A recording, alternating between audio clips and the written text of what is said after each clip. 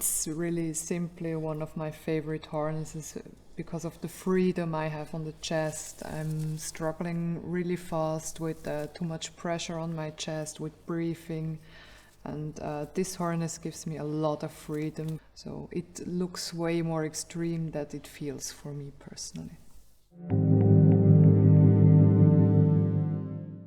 Tenshi's is something we called a chestless harness.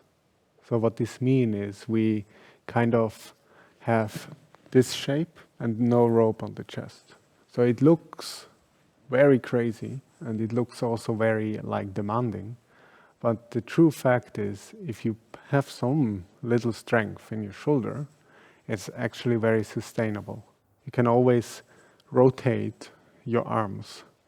And also you have your hands in the front, so you can also check if it's nerve-wise okay. The first one is really important, that in this area you can kind of slide with you while you're tying. Make the line nice. The second one a little bit tighter. You can really see that it's carving more into the flesh.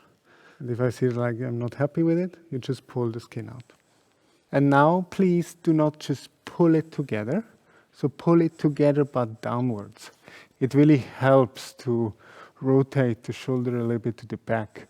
But again, it's still something you do a kind of active while you're in the rope. If you just dive in absolutely with no body strength for yourself, it will just be painful. This one is for your safety nerds. This one can't collapse at all. And then you can just use that as a suspension line. I really like this shape. It looks so extreme, but for the most people it's really nice and easy to handle. So we could have many options. I could suspend her here when she's someone was really to have pressure in the waist. I could go from behind, here.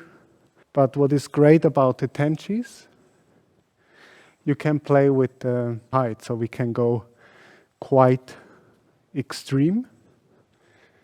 And then you can untie, you can also separate them and do something so you have really a nice story to tell while you untie.